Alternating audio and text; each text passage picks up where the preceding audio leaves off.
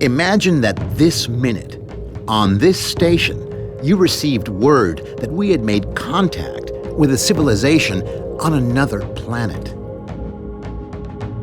The closest thing in human history to such an event took place in 1493, when news reached Europe that Columbus had encountered a new world. Two worlds that for thousands of years had developed completely independent of one another suddenly came into contact. It's a story that matters today for one reason above all others. In the years after contact, those two worlds painfully and haltingly began to merge. And as a result, the nature of identity and ethnicity in the Americas was dramatically transformed, right down to our own times. This is an entirely new look at the first century after contact.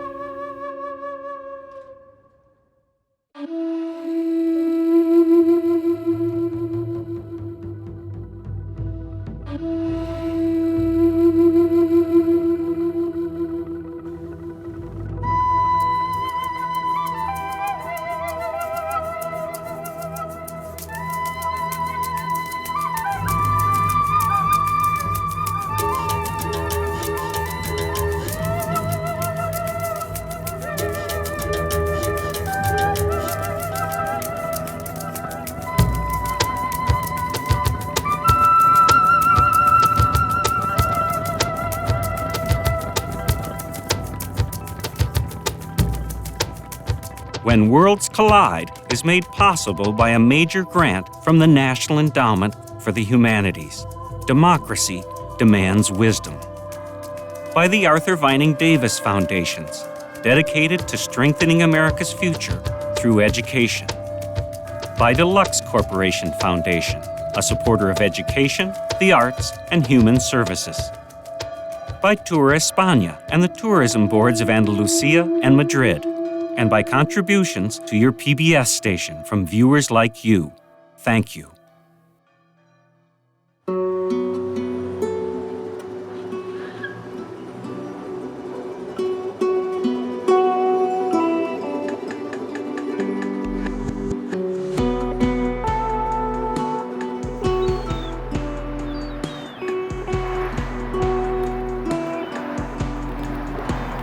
Hi, I'm Rubin Martinez, and these are my twin daughters, Ruby Graciela Garcia Martinez and Lucia Simon Garcia Martinez.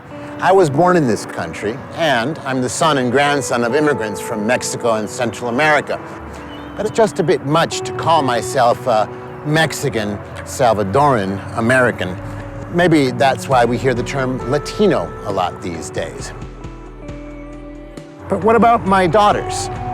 Their mother, and my wife, Angela Garcia, is from New Mexico, and her roots are Native American, Spanish, and Greek. There is no pithy identifier for Ruby and Lucia. They are simply mixed, or to use a word in Spanish for people of mixed ancestry, they are mestizas.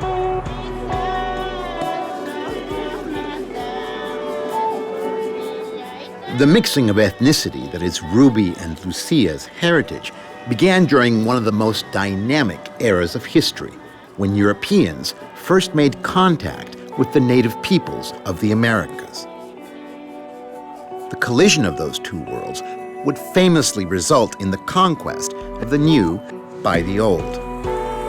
But to understand the deeper consequences, it's essential to take a new look at what those two worlds were really like, at how they were changed by contact, and what it means today to live in both of them at the same time.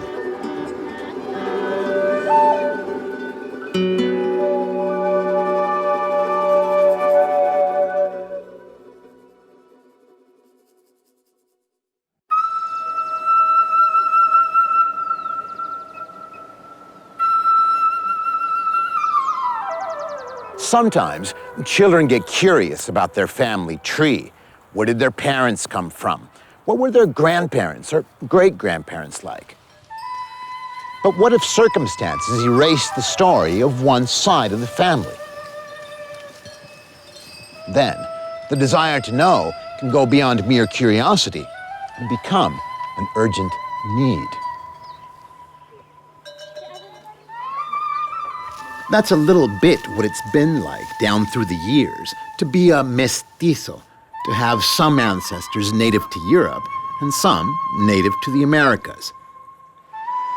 The story of the European side of the family tree before contact has long been widely known. But it has taken far longer for the true story of the peoples of the New World to become accepted by popular culture. Instead, for the last 500 years, the conventional narrative has been that the Americas were filled with backwards peoples who were easily defeated by a vastly superior European culture.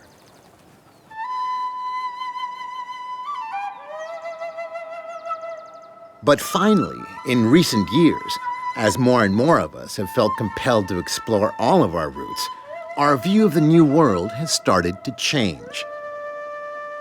Take, for example, Machu Picchu, the spiritual retreat of the Inca.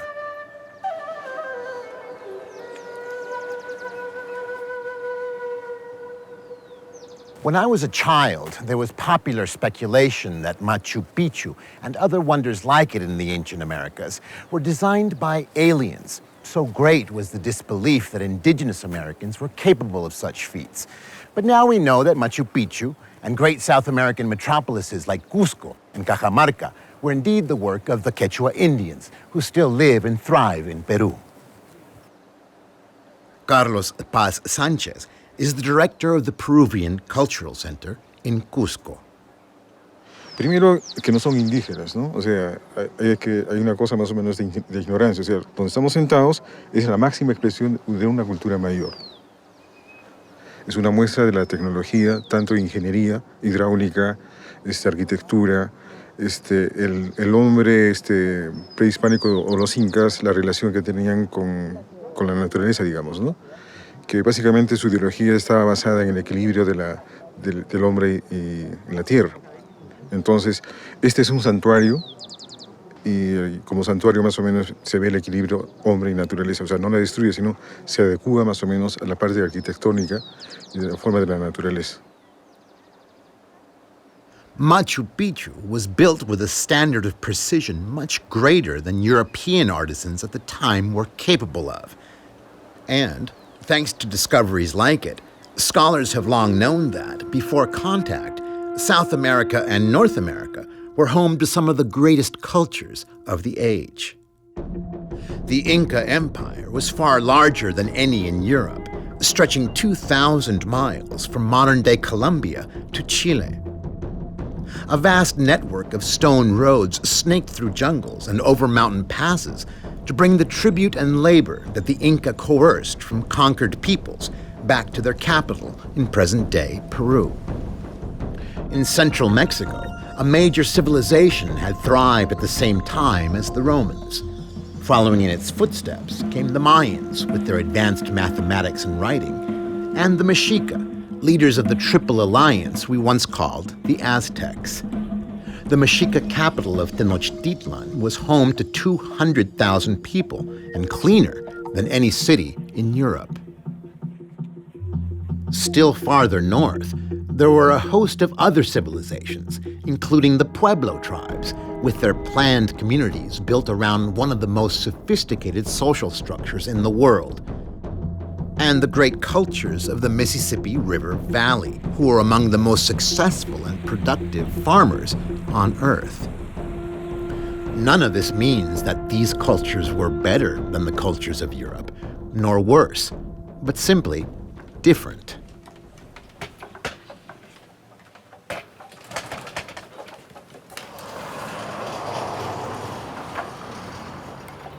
One of the most important differences was that the greatest advances of New World culture did not involve inventing new machines, but were instead driven by the intelligent use and management of the natural environment. For instance, New World inventors made a major advance in perhaps the major industry of the age, textile manufacturing, by creating a red so true that Europeans swooned for it, at first sight. In the old world, the textile industry dominated the economy. But almost all the red cloth it produced was really dirty orange. Dye that could produce true red was so rare and expensive in Europe that only the rich and powerful wore red.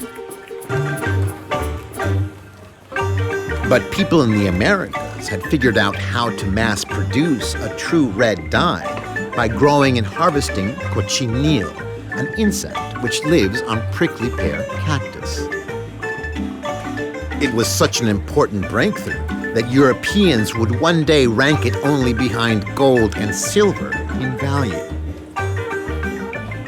Antonio Ruiz Gonzalez and his family still produce textiles using cochineal dye. Pre-Hispanic people taught us how to use this bug. These bugs grow up on a prickly pear cactus. They live there absorbing the juice of the cactus. That's why the natives, the pre-Hispanic people, also know them by the bleeding of the cactus. The discovery of true red gave birth to a large network of small entrepreneurs who produced the dye and then sold it to textile manufacturers, painters, and other artisans along trade routes that stretched for thousands of miles. Those traders also sold a vastly more important set of inventions made possible by the talent of the peoples of the New World for managing nature. New kinds of food. At this botanical garden in Oaxaca, a botanist is growing a weed called teocintle. It's a very special weed, the point of origin of one of the great food revolutions in history. This is the tiny seed pod of the teocintle plant. Many centuries ago, indigenous Americans succeeded in turning this into maíz, corn. Today, many botanists consider the transformation of teocintle into corn the most important feat of genetic engineering in human history.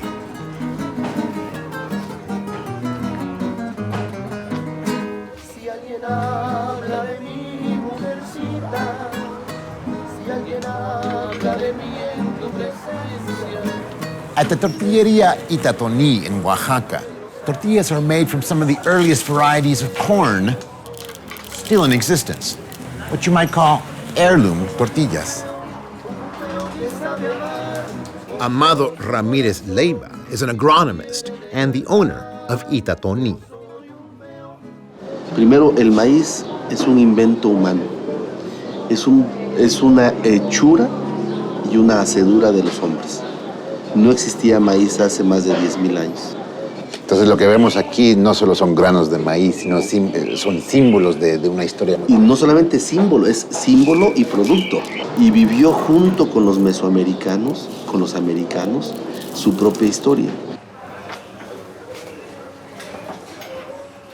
By weight, more corn is harvested today than any other crop in the world. And when corn was first introduced as a staple crop in the ancient Americas, it made tremendous population growth possible, from the Mayan Peninsula all the way to what is today the United States and Canada. In fact, some scholars today think that there may have been millions more people living in the Americas before Columbus arrived than was once thought. Those people lived not just on corn, but also on a host of other crops, like potatoes and tomatoes, that they were the first to domesticate. That's why other scholars believe that the average person in the Americas might have been better fed than the average person in Europe. They might also have been healthier, because there were no pigs, goats, cows, and the like. There was also no smallpox or measles or similar diseases that people on other continents caught from those animals. What it all adds up to is this. Before contact between the New World and the Old, you could well have been better off if you were an average person in the Americas than an average person in Europe. It's a revelation that triggers an entirely new way of looking at the new world. Now, let's take a new look at the old world.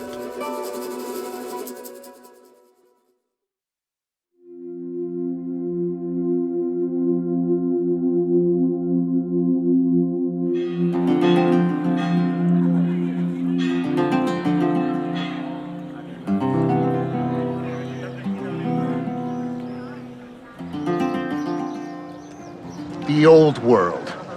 What was it like before Columbus set sail? One way to answer that question is to take a look at the other momentous events that took place in Spain in 1492. During that epic year, the wars of religion which had plagued Spain for centuries came to a climax in a dramatic Christian victory. And how the Christians dealt with those they had defeated would foreshadow much of what would happen in the New World.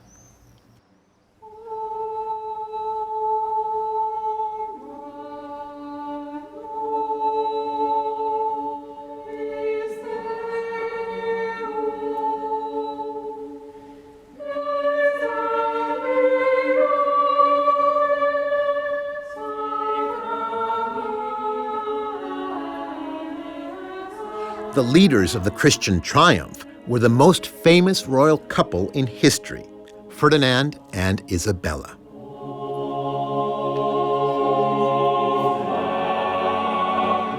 This is the Capilla Real, the royal tomb, which sits inside the Cathedral of Granada in southern Spain. Here, you can see the caskets that hold the remains of the man and woman on whom the Pope bestowed the unprecedented title, the Catholic Kings. Today, they remain larger-than-life figures because of their role in the discovery of the New World. But Ferdinand and Isabella chose to be buried in Granada because the great goal of their lives was not to discover a new world, but to conquer Granada, the last Muslim kingdom in Spain. For 800 years, Muslims played a key role in Spanish culture and were responsible for many of its greatest achievements, including Granada's Alhambra.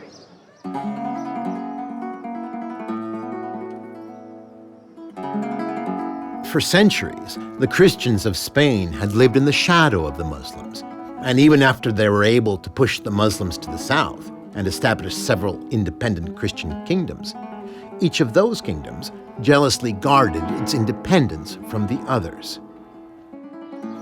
But that all changed with Ferdinand and Isabella. By calling for a holy war against their common enemy, the Muslims, Ferdinand and Isabella succeeded in taking the reins of power throughout Christian Spain. Then, in the name of God and King, the Christians conquered Granada. In an elaborate surrender ceremony, the Muslim ruler handed the king and queen the keys to the Alhambra, and in return, Isabella and Ferdinand promised in writing that the Muslims would always be able to practice their faith. But just a few years later, they broke their promise and ordered the Muslims of Granada to either convert to Christianity or leave Spain. Rafael Peinado Santaella is a historian at the University of Granada. Pues bueno, después de la conversión forzosa de los musulmanes que quedaron en 1502, a partir de 1511 hubo toda una serie de medidas que los historiadores solemos calificar como etnocidas, en el sentido que intentaron romper pues con todas las tradiciones. Y entonces, bueno, pues aquello llegó al punto de prohibir la vestidura, los vestidos moriscos, que se hablara en árabe, por supuesto la quema de los libros religiosos, o sea, se decía una sola fe. Una sola fe. The king and queen took another momentous step in 1492 in pursuit of religious unity. They ordered the Jews of Spain, some of whose ancestors had lived here for over 700 years, to either convert to Christianity or leave the country. Even those Jews who converted to Christianity and stayed in Spain were under suspicion, with the officers of the Spanish Inquisition constantly rooting out and torturing those Jewish Christians whose conversions were suspected of being insincere.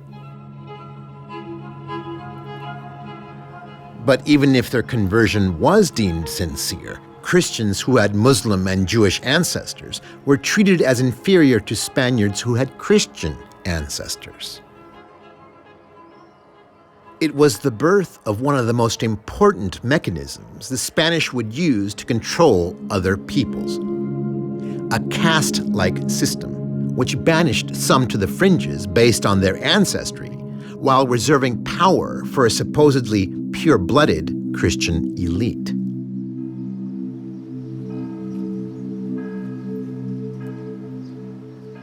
Isabella and Ferdinand had discovered that religion was a very useful tool for controlling a growing empire, just as their empire was about to grow like no other in history.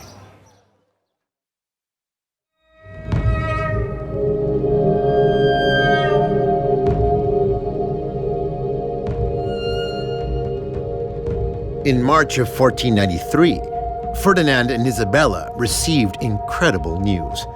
Columbus had returned from his voyage with word that he had discovered an entire new world. We're used to thinking about how that incredible event would transform life in the Americas. But we're not so used to thinking about how it changed the old world.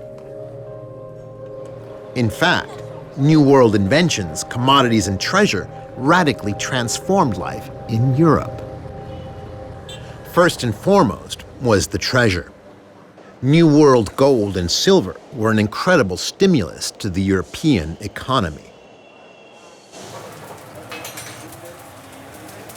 But even more important to average Europeans was the way New World discoveries changed what they ate. This is the kitchen of the Corral de la Moreria, a restaurant in downtown Madrid. James Amelang is a historian at the Autonomous University of Madrid. You know, it's amazing the amount of food the New World provided the Old.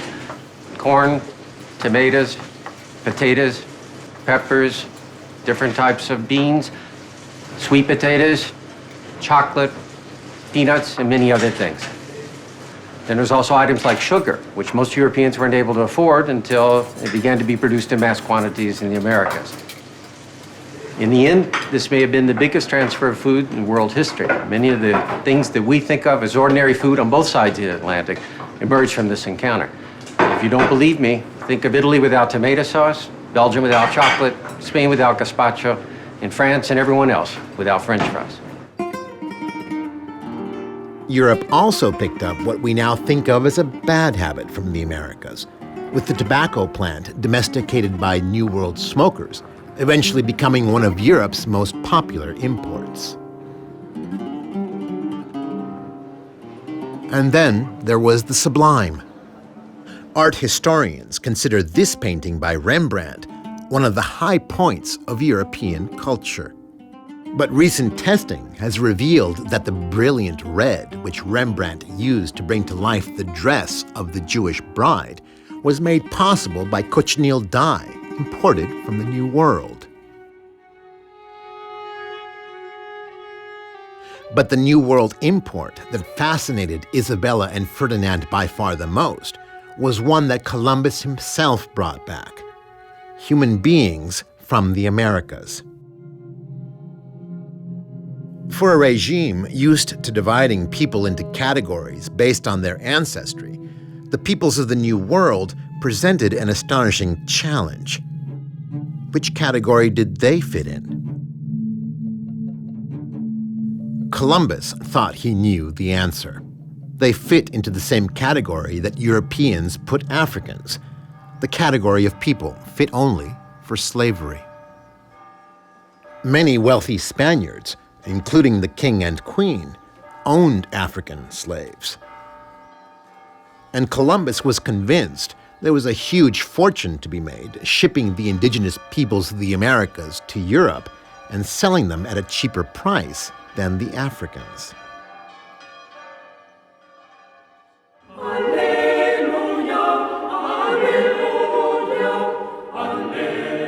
But Isabella stunned Columbus by threatening to put to death anyone who enslaved the Indians.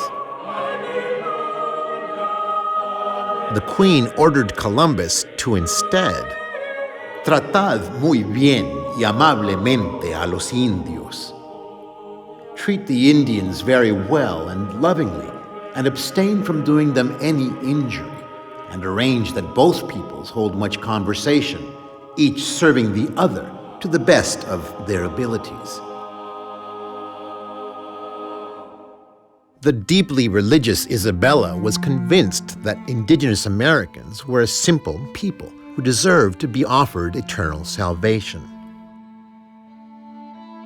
Her conviction was supported by some of her closest advisors, who believed the discovery of the New World fulfilled key prophecies in the Bible, and once its inhabitants were converted to Christianity, Jesus would return in a blaze of glory, and the world would end.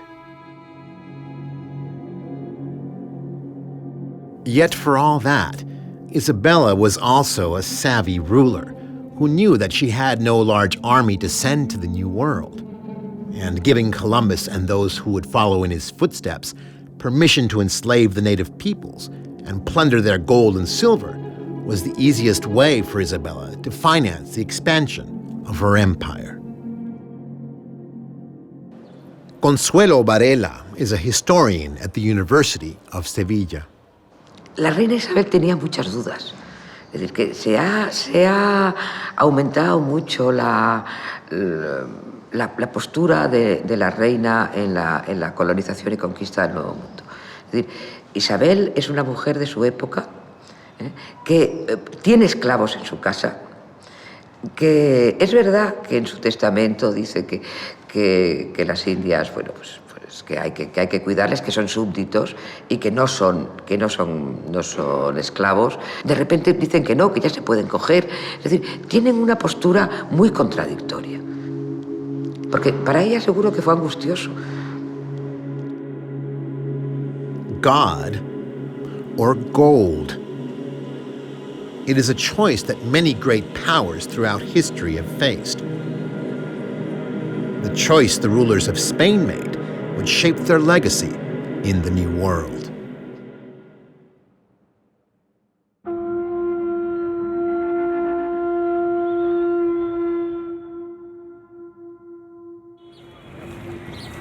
Contact with Europe. What did it mean to the New World? It meant the fall of the Mexica capital of Tenochtitlan to Cortés, and the fall of the Inca Empire to Pizarro. And it meant the deaths of millions from diseases to which they had no immunity.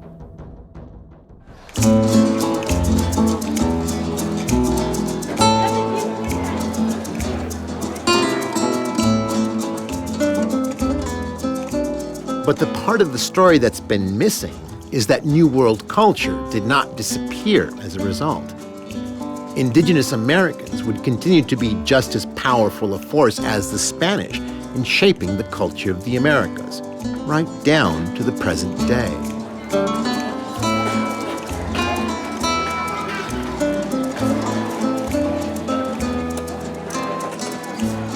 Oaxaca, in southern Mexico, is one of those places where it's possible to get a hint of what the New World was like before contact.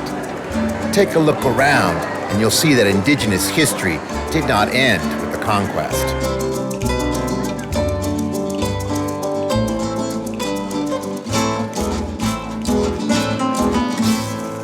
The family of Yej Susen Azucena has lived in Oaxaca for more than 500 years. Su idioma es zapoteco. Sí, zapoteco. Sí, pues. ¿Y desde cuándo su pueblo viene hablando zapoteco? Híjole, hace tiempo hablamos zapoteco, idioma. ¿Y usted cree que su pueblo siempre va a hablar zapoteco? Siempre, todo mi pueblo habla pues zapoteco, idioma. Y además del idioma, también me imagino que hay otras tradiciones de su pueblo, también que son pues particulares de la gente zapoteca. Por ejemplo, comida, comida típica zapoteca. Sí. También esas tradiciones también se conservan. Sí. Nosotros no comemos carne, puros frijolito, garbanzo, nopalito, frijol molido, chapil, guías, esos comemos, pues. ¿Y esas comidas estaban aquí antes de que llegaran los españoles? Sí.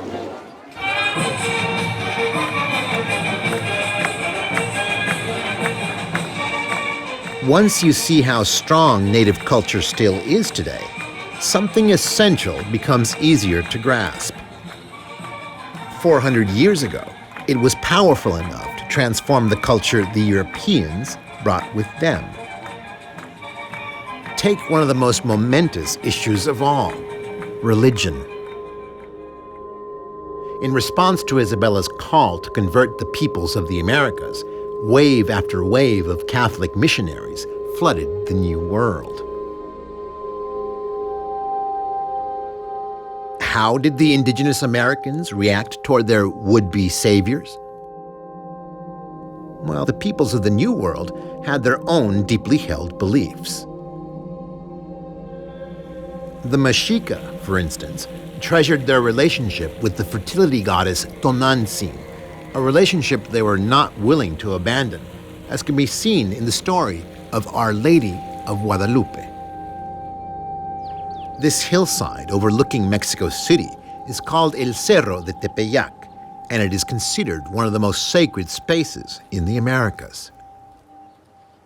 According to tradition, Juan Diego was an early Indian convert who, in the winter of 1531, heard a woman's voice calling him from this hill. She had indigenous features and spoke in Nahuatl, the pre-Columbian language of the Mexica. She had a serene countenance and was outlined by a luminescent glow.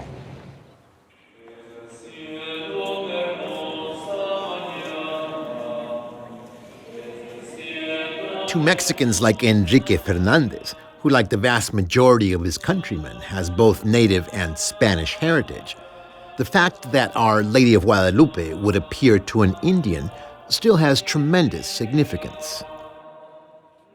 Pues la aparición de la morenita en el Tepeyac, eso es algo de mayor, ¿cómo le diré?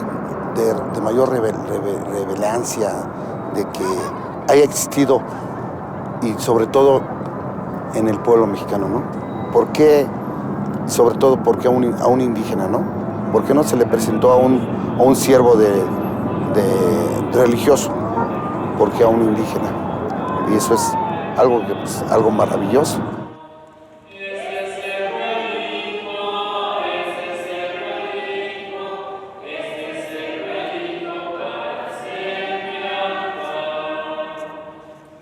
But there is another story behind the story of Our Lady of Guadalupe. The way that she is depicted when she appeared to Juan Diego is, of course, very much like the way the Mexica depicted Tonantzin. So how did she become the most important Catholic icon in the Americas? Maybe there was a bit of negotiation going on behind the scenes. The missionaries were facing the colossal challenge of converting the native peoples. And it must have been a lot easier to convince indigenous Mexicans to join if they were allowed to keep worshiping the same goddess they'd worshipped all along. However it came about, the inspiring account of Juan Diego encountering the Virgin in the form of an indigenous goddess came to serve, as the centuries passed, as a kind of creation story for the Catholic Church in Mexico. But it is also a quintessentially mestizo story in which Catholic and indigenous spiritual traditions became so thoroughly fused that it's difficult to tell where one begins and the other ends. Europeans tried to impose not just their religion, but also their bodies on the peoples of the New World. Sexual violence against native women by Spanish men was common during the conquest. And when the fighting was over, the almost total absence of Spanish women in the New World led some conquistadors to seek unions with native noble women. Maria Elena Martinez is the author of Genealogical Fictions. Many Spaniards during those first few decades that followed the fall of Tenochtitlan or Cusco became wealthy as a result of these unions. These unions also helped to consolidate Spanish colonial rule, because how do you create an empire thousands of miles away without a standing army? Well, you promote kinship ties between descendants of the indigenous nobility and Spanish families, because that is going to produce a population of mixed ancestry that is going to tend to identify with Spanish ways and Spanish culture. And this is a strategy of the Spanish crown very early on. It orders that the children of these unions live in Spanish households and be raised in Spanish ways. This is the convent of Santa Clara in Cusco, Peru. Because it is Palm Sunday, the community is being allowed inside the convent to celebrate.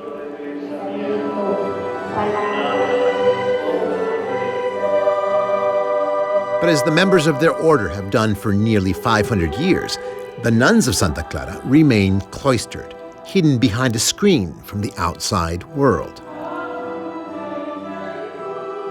This typical Spanish-style convent was built just 20 years after the conquistador Francisco Pizarro and his men first arrived in South America.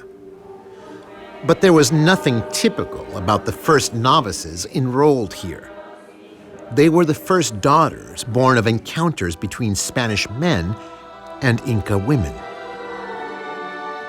Sister Maria Isabel Tapia is the Mother Superior of Santa Clara.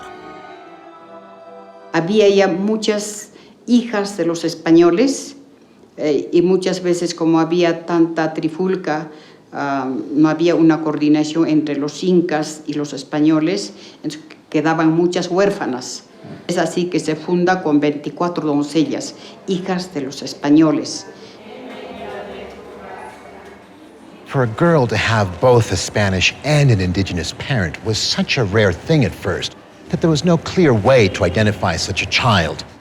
Then, some people started using the word mestiza, Spanish for mixed. Since the conquistadors of Peru were uncertain what role mestizas would play in the new society, the convent of Santa Clara served as a place to house them. It also helped fulfill Isabella's edict to convert the population to Catholicism. When they reached adulthood, some of those mestizas became nuns. But many other mestizas left the convent and, once outside the control of church and crown, began having children of their own. Some with Spaniards, some with mestizos, and some with native men. Soon, the very mixing that the Spanish thought would increase their authority threatened to destroy it. As late as 1570, there were only 25,000 Spanish households in the entire New World, no more than the population of one large European city sprinkled throughout an entire hemisphere. With a vastly greater native population already here, the Spanish were in danger of being demographically swallowed whole. Desperate to preserve their wealth, power, and identity, the Spanish took a page from how Muslims and Jews were treated in Spain. They created a new world caste system. The Sistema de Castas was a complex system of ethnic classification, one that would inspire casta paintings like these, which helped keep track of where each person in the New World ranked in the system. Pure-blooded Spaniards, of course, were in the top caste. Below them were castizas, who had one mestiza parent and one Spanish parent, and thus were 3/4 Spanish. Then came the mestizas, who were 50% Spanish. A Spanish writer from the 18th century described how the casta system worked. Ni el indio ni el negro, neither the Indian nor Negro, is equal in quality to the Spaniard. However, if a mixed blood is the offspring of a Spaniard and an Indian, it is possible for the stigma to disappear after 3 generations, because, according to the system, a Spaniard and an Indian produce a mestizo and a Spaniard, a castizo, and a castizo and a Spaniard.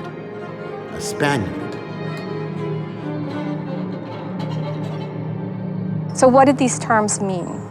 What did they mean socially? Well, it could determine whether you could be a priest, whether you could enter the university, whether you could enter religious guilds, whether you could enter certain religious orders, whether you could become a nun. In other words, the terms had actual social consequences.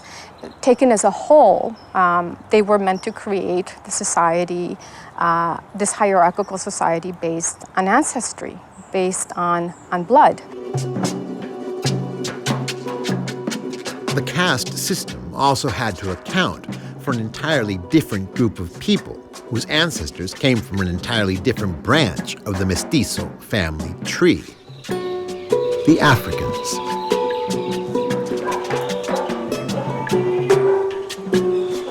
Not long after they arrived in the New World, the Spanish began bringing African slaves with them to work in the ports and in the mines.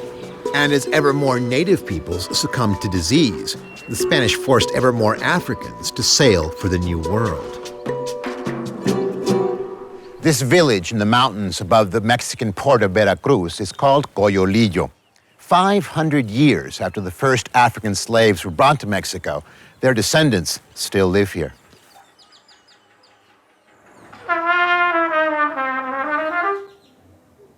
Well-known musician Juan Carreto Martinez was born in Coyolillo.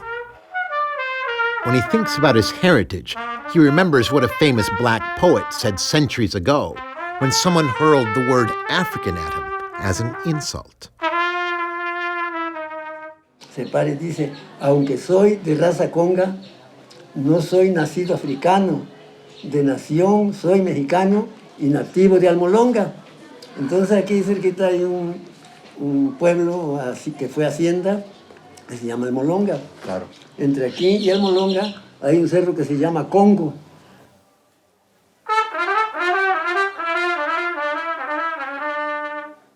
Among the many contributions Black Mexicans made to New World culture was their music. Take the danzón. Its roots are in Africa. It blossomed in the Caribbean, and then it was transformed into a uniquely Mexican genre that remains popular today.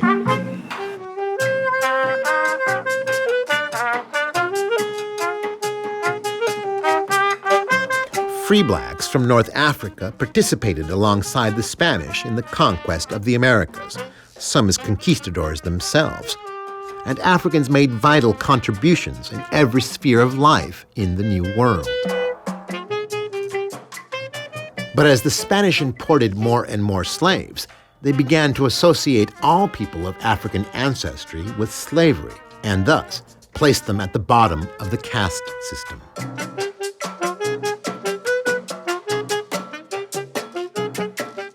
But that categorization couldn't hold for long, since Africans too began having children with Spaniards, and with castizos, and with mestizos, and with indigenous Americans.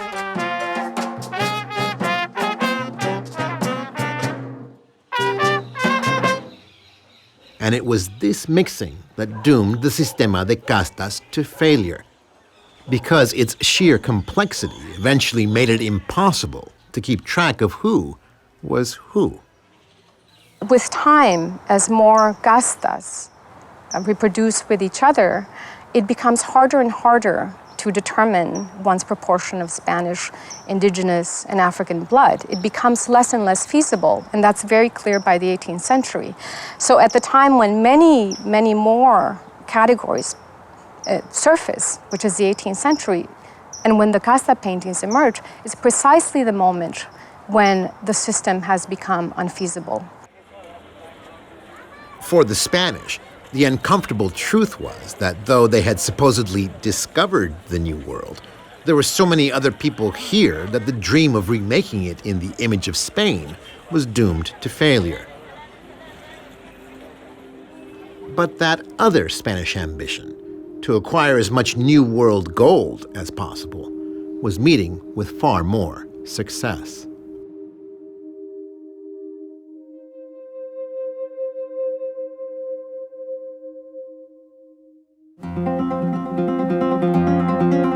In 1517, Charles V, Isabella and Ferdinand's grandson, became the King of Spain.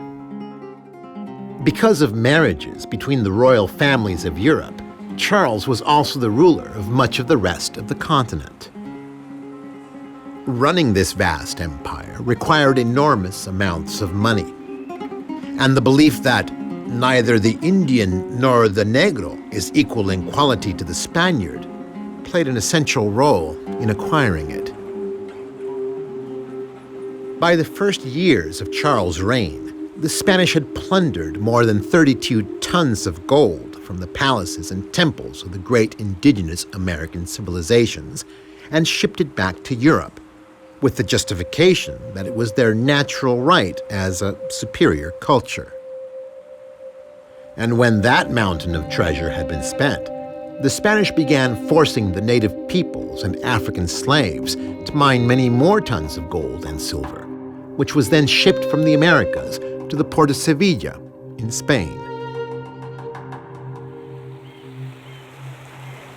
This is the Guadalquivir River flowing through the Spanish city of Sevilla on its way to the Atlantic. Imagine that today, all the oil tankers sailing from the Middle East were allowed to unload only at a single port. Then, consider the strategic importance of such a place, and you begin to get an idea of the role Sevilla played in the 16th century. Carlos González Sánchez is a historian at the University of Sevilla. También por ser un puerto de realengo, es decir, que pertenecía al rey y por tanto todos los impuestos iban a parar a la corona. Y algo muy importante, Sevilla durante la Edad Media tuvo una de las casas de la moneda más importantes de Europa. Se aprovecha esa circunstancia para que todo el metal precioso, nada más llegar de América, se lleve a la casa de la moneda y por tanto nada más que hay que desembarcar y convertir en moneda ese metal precioso.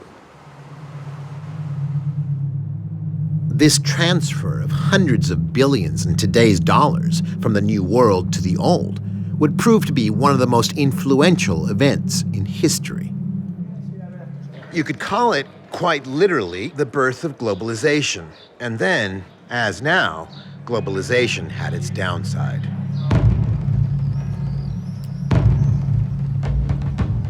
Flush with New World treasure, Charles became what we might today call irrationally exuberant, and began spending even more than he was taking in on an epic series of religious wars, pitting Catholics against Muslims and Protestants. As a result, Charles went deep into debt and became desperate for a new way to leverage all of the gold and silver he would receive in the future from the Americas. Necessity was the mother of invention of the juro, the world's first interest-paying government bond, and the ancestor of one of the key engines of the modern American economy, the Treasury bill. Bonds like this one completely transformed banking, lending, and investing. But the only reason European bankers were willing to risk buying the bonds was because they were secured by New World gold and silver. And thus, it was the sweat, blood, and industry of the peoples of the New World that was financing the rise of capitalism in Europe, as well as Spain's role as the world's only superpower. Era prácticamente la dueña de Europa en aquel momento. Era como hoy día, dirigía toda la política mundial, dirigía además todo lo que eran las confrontaciones, las diferencias, es decir, todo lo que se originaba en Europa dentro de la política era España. Y aparte tenía que mantener una política bélica para el mantenimiento de sus propiedades frente a las potencias rivales, y esa política bélica, como todos sabemos, al igual que hoy, cuesta un dinero impresionante, cuesta una fortuna incalculable. En parte, esa gran política internacional de España se paga con el metal precioso de América. As Charles saw it, the one essential function of the New World was to keep sending him gold and silver so he could continue to defend the Catholic faith. But he was about to be confronted by a man with an entirely different vision of the New World, Bartolomé de las Casas. Bartolomé de las Casas was born in the great trading center of Sevilla. His own father had sailed with Columbus on his second voyage, and de las Casas quickly became swept up in the spirit of the age, one that inspired young Spaniards to believe they could save souls and get rich at the same time. De las Casas first went to the Caribbean, where he grew rich off the labor of the native peoples. Que ha ganado dinero con esas encomiendas y poco a poco se debió de ir dando cuenta de que aquello era imposible. Entonces allí pues vio que a los indios se les trataba mal, que no se les daba de comer, que no se les pagaba, que se les echaban los perros cuando se portaban mal o cuando querían huir de las haciendas. In 1512, de las Casas gave up his life of leisure and became a priest. He began to work tirelessly to fulfill Isabella's order to patiently and lovingly bring the peoples of the New World to Christ.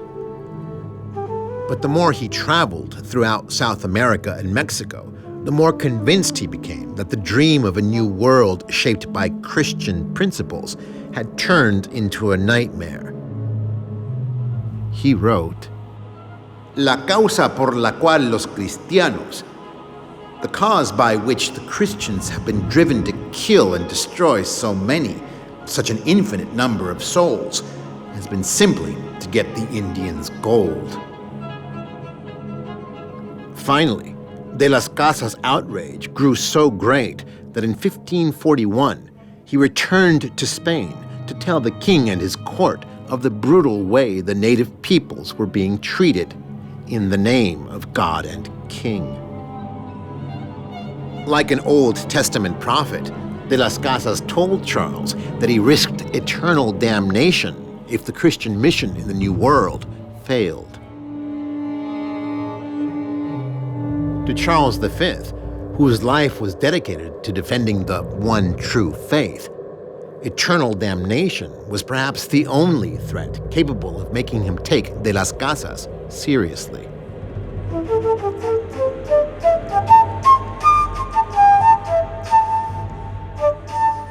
And so, Charles grudgingly agreed to issue what were called las nuevas leyes, the new laws. Ordenamos y comandamos. We do order and command that from this time forward, no cause of war or other reason, even rebellion, shall justify making a slave of any Indian whatsoever. And it is our will that they should be treated as subjects of the crown, for so they are. But passing laws was one thing, and enforcing them another. In places like the Yucatan Peninsula, remote even from authority in Mexico City, much less Spain, Spaniards who had grown rich from the labor of the native peoples openly defied the laws. Even some of de las Casas' fellow priests ignored the order not to abuse the Indians. Within a few decades, it becomes very clear that they haven't been able to fully eradicate, how could they, indigenous religious beliefs? And how do they handle this situation? They establish inquisitorial practices. So that same institution that had been created in Spain to police the behavior of converted Jews is used in the Americas to treat indigenous peoples, to police their religious behavior. Take Diego de Landa, Bishop of Yucatan. Maya culture and religion had flourished for more than 7 centuries on the peninsula by the time De Landa arrived. But when the bishop discovered, 20 years into his mission, that the Maya were still mixing their rituals with Christian ones, he launched an inquisition as vicious as any ever held in Spain. De Landa kept careful records, which include this statement by him. Todos los indios siendo idólatras, all of the Indians being idolaters and guilty, it was not possible to proceed strictly judicially against them. Without compulsion, these people will never speak the truth. And thus, we had no alternative but to resort to torture. According to De Landa's own records, he tortured over 4,000 Indians, 158 of them to death. To Bartolomé de las Casas, a culture that constantly proclaimed its superiority, even as it used torture to spread its beliefs, was a culture filled with hypocrites.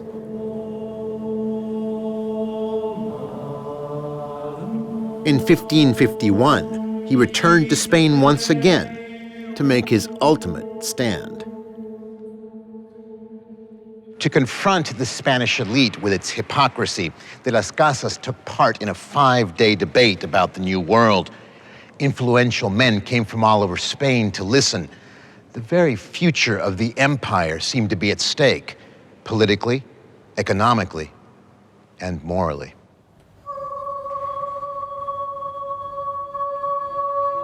It was a contest between the two contrary visions that drove the Spanish Empire. One was exemplified by Columbus, whose tomb this is, who sailed west in search of fortune and regarded most of the people he met as a lower order of human being, fit for nothing but slavery.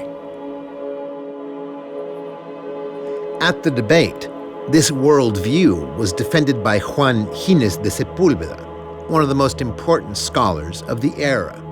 He argued, Es simplemente el hecho que aquellos que sobresalen por naturaleza, it is just that those who excel by nature rule over their inferiors. And so, with perfect right, the Spaniards exercised dominion over the barbarians of the New World.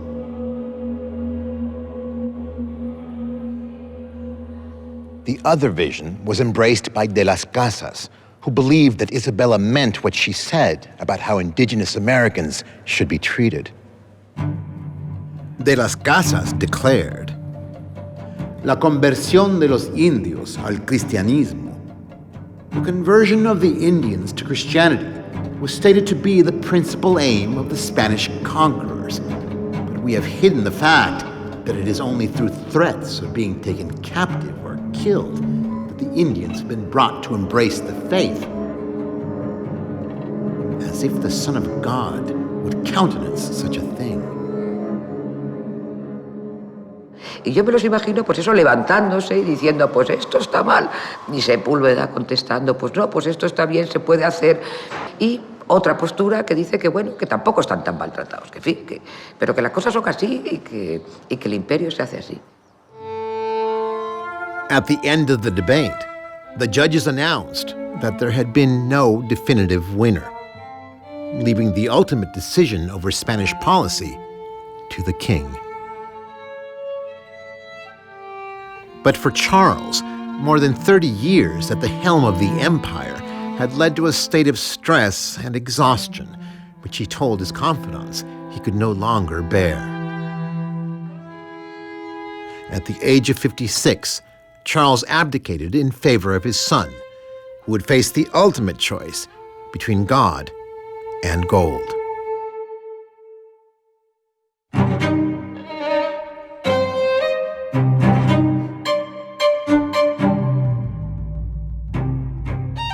In 1556, at the age of 29, Philip II became the ruler of a realm that stretched from Europe to the Philippines, an empire on which the sun literally never set. Though Philip's father had been a dutiful Catholic, religion for Charles had in many ways been politics by another means. For Philip, faith came first. This is the Escorial, the enormous palace that Philip built outside Madrid to be his seat of government.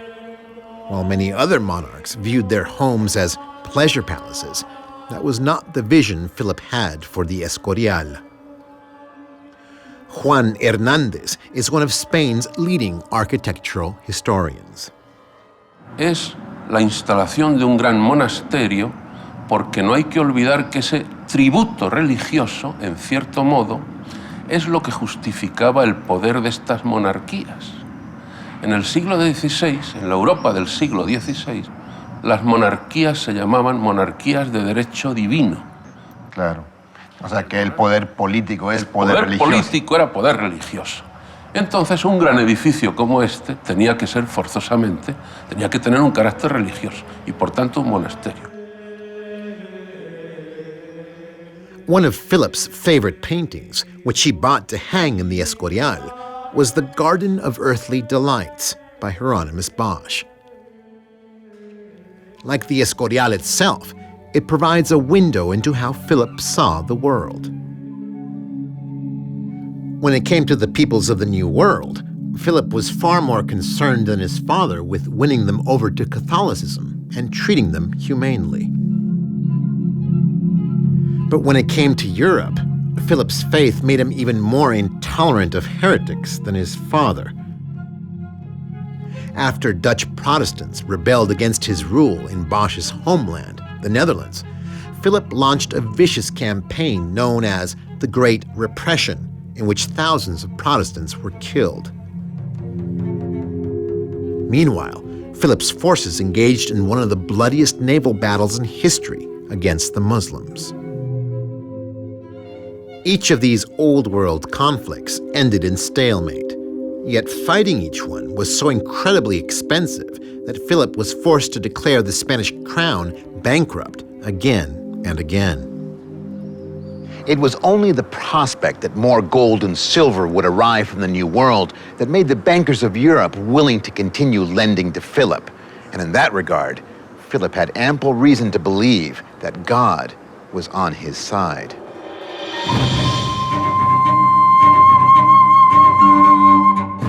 In 1545, silver was discovered here in the Andes Mountains, in what is today Bolivia.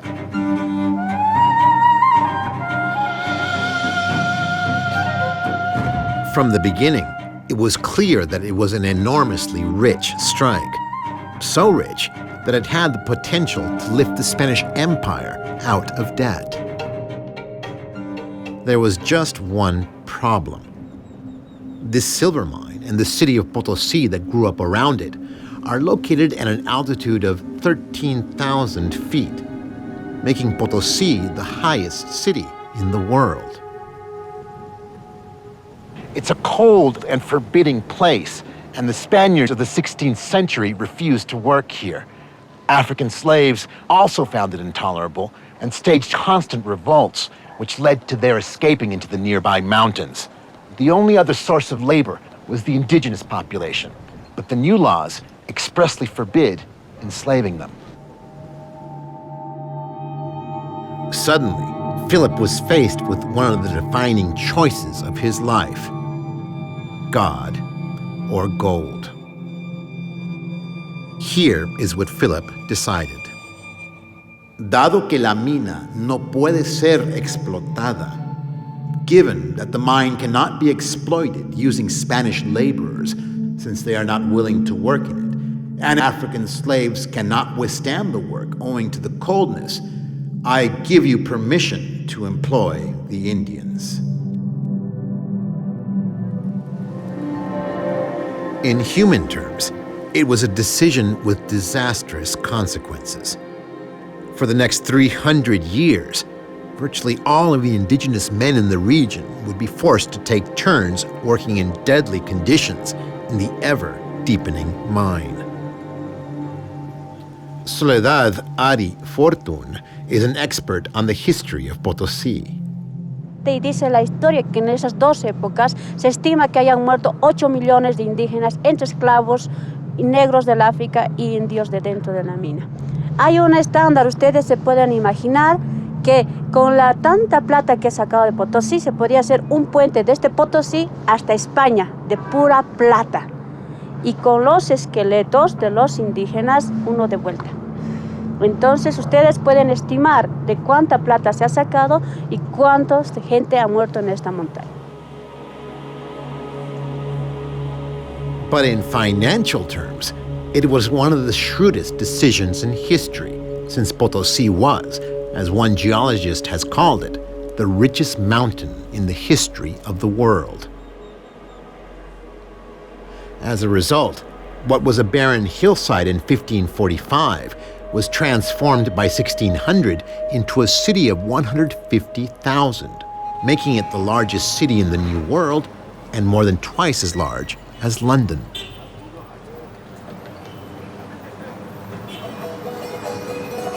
As Spaniards, mestizos, and indigenous peoples poured into the city, Potosí became a crucible in the encounter between the New World and the Old. If conquest were a good way to describe that encounter, one might expect that the native culture would have vanished long ago, destroyed by the conquerors. But obviously, that's not what happened. Instead, native peoples today still make up more than 60% of the population of Bolivia. The strategy they used to survive is exemplified by how they preserved their music. In parts of the New World, the small wooden guitars called lutes that the Spanish brought with them displaced indigenous instruments and music. But the Aymara Indians were not satisfied with merely becoming players of the lute. Instead, they were inspired to create their own unique instrument, the charango, using the shell of the armadillo. Teófilo López is the leader of the López family band. Este animal es un animal de altiplano de la tierra. Nuestro abuelo anterior que se inventó a hacer charango manual, este armadillo. Y nosotros como de anteriores que nos dejó nuestra abuela y así nosotros utilizamos para nuestra música. For 4 centuries, the Aymara Indians have been using the charango to play their unique music. And today, it is still the most popular instrument in the country. It is also a metaphor for indigenous identity itself, embodying its story of resistance and loss, defeat and survival. As a hub for an endless series of such encounters between Old World and New, Potosí would be one of the most important cities in South America for more than 3 centuries. In spite of its remarkable size and cultural importance, Potosí existed for one reason, to produce silver. And that it did. This single mine high in the Andes Mountains produced some 35,000 tons. That's 4.5 billion ounces, more than existed in all the countries of Europe put together. The importance of Potosí to the future of the Spanish Empire was captured by a writer of the time. Potosí se ha levantado. Potosí has arisen in order to serve the imposing aspirations of Spain. It enables her to chastise the Mohammedans and make the Netherlands tremble.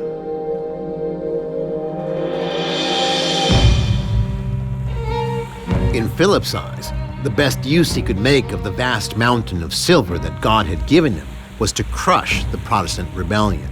In 1584, Philip began to plan one of the most ambitious naval campaigns in history.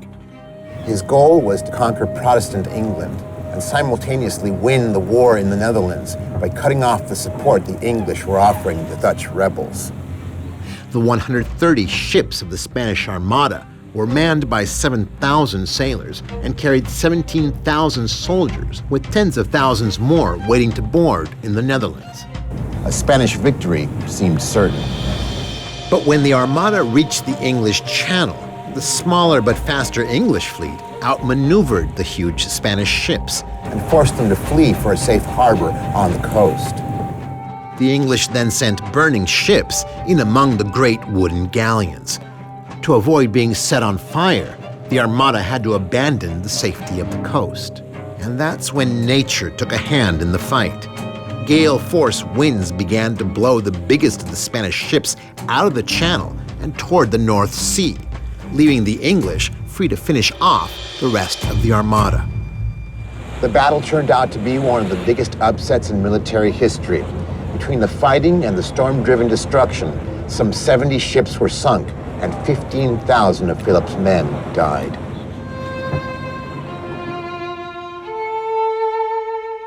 When news of the disaster reached Spain, the entire country was thrown into despair.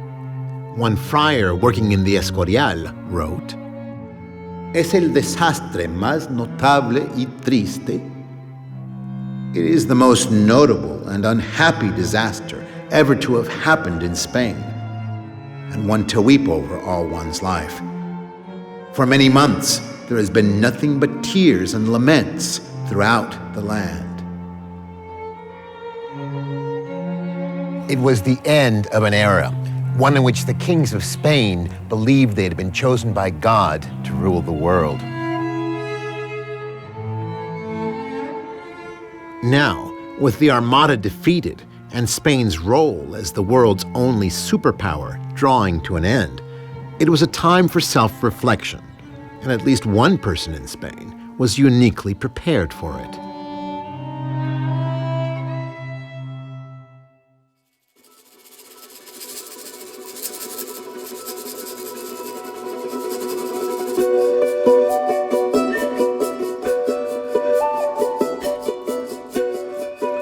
Garcilaso de la Vega left his Peruvian homeland and sailed for Spain in 1560, when he was 21 years old.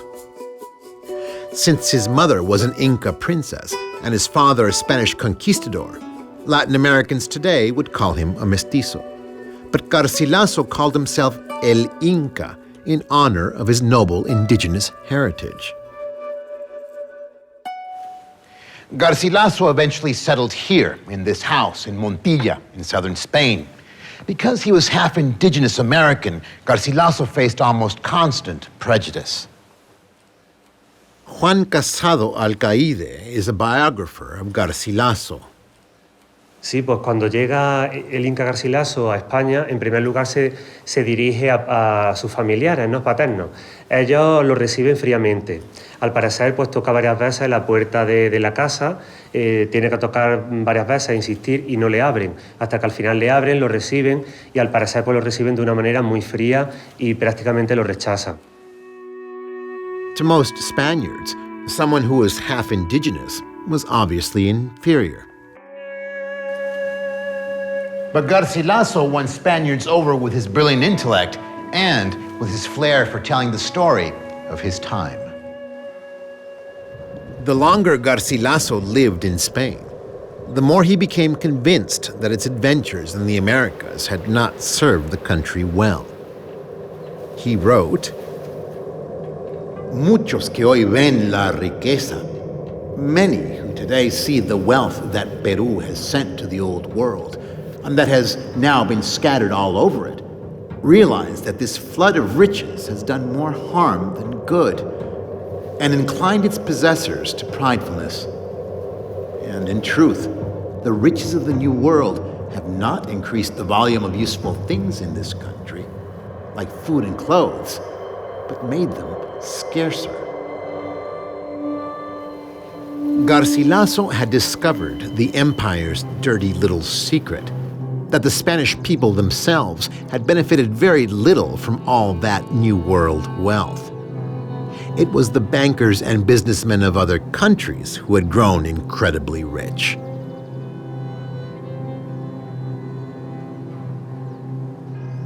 In the years ahead, as gold and silver became ever scarcer in the New World, the Spanish economy would enter centuries of stagnation and decline.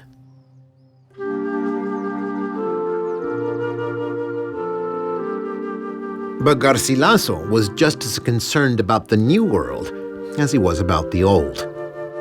He realized that unless the achievements of the indigenous peoples were written down, they might be lost forever to history.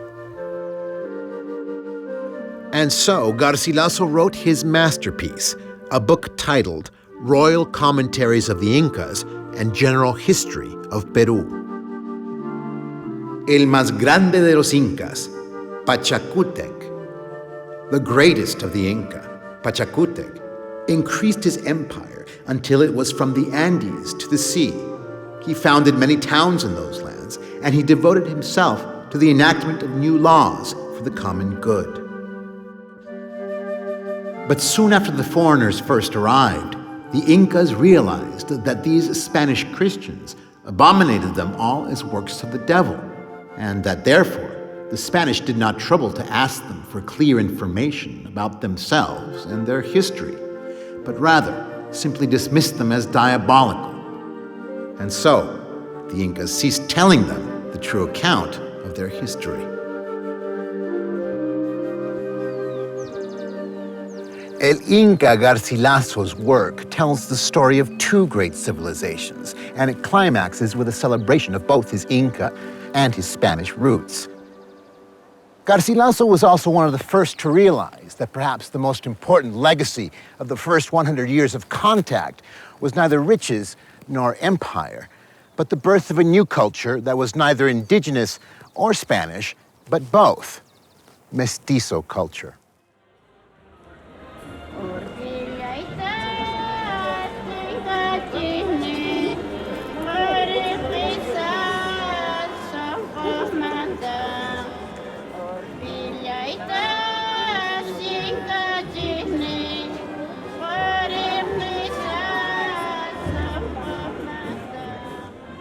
Garcilaso, like Isabella and de las Casas, was convinced that the only force that could unify that new culture was Catholicism. And in the centuries that followed, the church would indeed become a dominant force in the New World. Today is Viernes Santo, Good Friday in Cusco, Peru. Thousands of Peruvians are here to commemorate Jesus' crucifixion. In the years after contact, the Catholic Church began to reshape life in much of the New World, filling its calendar with new holidays, recording its marriages, births, and deaths, and even creating a new sense of time.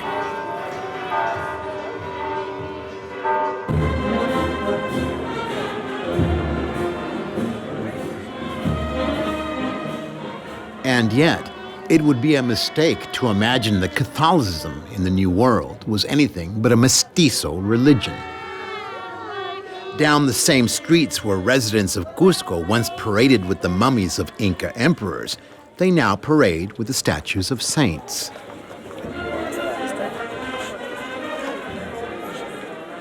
The ongoing conflict inevitable in a mixed religion can be seen in the way that the blending of the Virgin of Guadalupe with Tonantzin was not an isolated instance, but a defining feature of New World Catholicism.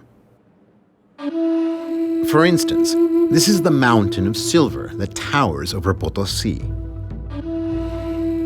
This 17th century painting depicting the mountain is called the Virgin Mary of Potosí. In it, the Virgin Mary has literally morphed into the mountain, giving it her face and arms. So maybe it's not the Virgin after all, because the Inca believed mountains like this one were home to goddesses like Pachamama, the Andean Earth Mother goddess. Yet, this goddess of the mountain is being crowned by God the Father and Jesus Christ, and worshipped by the Spanish rulers and the Catholic Pope.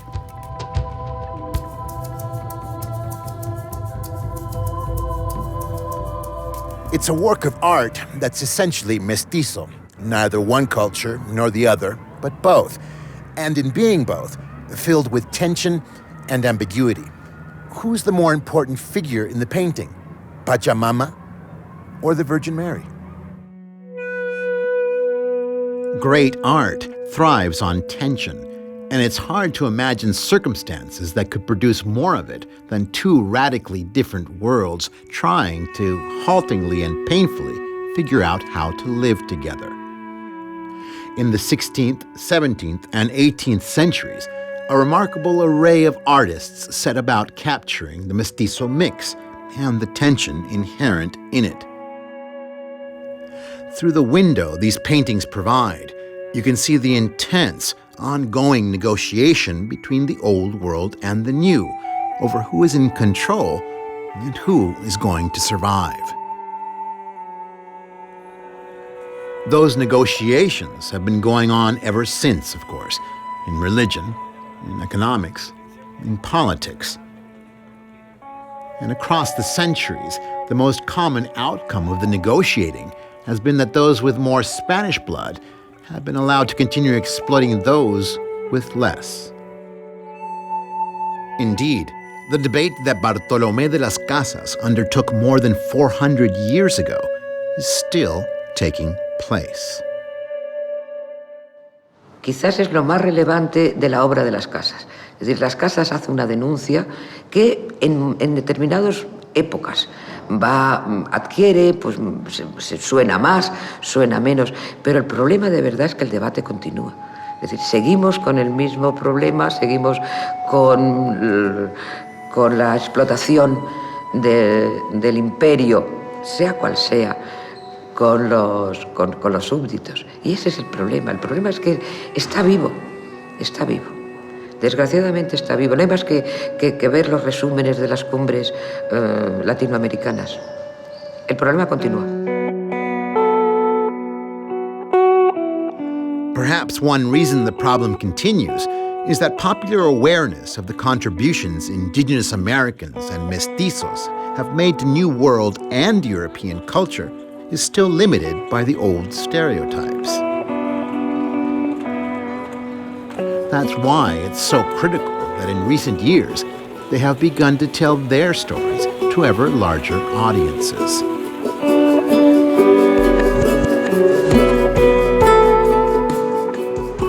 An accurate understanding of the past and how it shaped who we are is critical to forging a better future, not just for those south of the border, but north of it, here in the United States, where the fastest growing segment of the population is children of parents who have both Spanish and indigenous American ancestry. Open qué, baby? Open esto? Ok, vamos a abrir eso. Ahí está. Open el tuyo también? Ya, open. Abierto. So what legacy do Ruby and Lucia inherit from the contact between old and new, between Spanish, indigenous, and African? Qué rico está el pan. A ver. It's a loaded question here, too. All of the United States was, of course, part of the New World. Yet we in this country have our own habit of focusing mostly on the European version of history. Long before the Pilgrims ever set foot on these shores, Native Americans and Spaniards were battling over the destiny of the American Southwest. But somehow, that part of the history of our country and how it produced mestizo Americans, like my wife, whose roots here go back more than 400 years, has almost always been left out. But maybe today we're finally able to tell that story at a moment when even our president calls himself a mutt, which, of course, is another word for mestizo. A mixed history is not an easy one to make sense of. It means literally following more than one story at the same time, multiple narratives, each one vying for the power to tell the whole story, which, of course, can't be told if any are left out. But how else can I tell Ruby and Lucia about their story? A story that's less about conquest than about the birth of a new culture. A one-sided story that became two, and then much more than two. If we can find the courage to tell our children that story, then maybe the world they bequeath to their children will be a better one. I'm Rubin Martinez. Find out more about the New World the Old World, and the first century after contact. Explore a treasure trove of insights about the history of mestizo culture. Visit When Worlds Collide at pbs.org.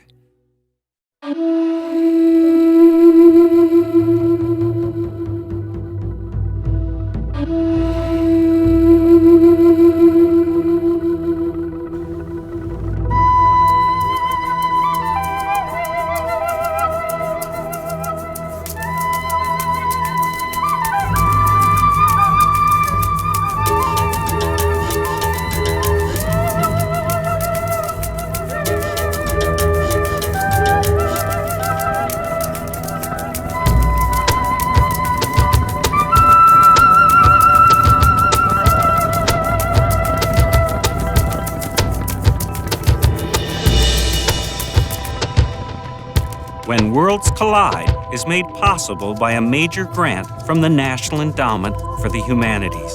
Democracy demands wisdom. By the Arthur Vining Davis Foundations, dedicated to strengthening America's future through education. By Deluxe Corporation Foundation, a supporter of education, the arts, and human services. By Tour España and the tourism boards of Andalusia and Madrid. And by contributions to your PBS station from viewers like you. Thank you.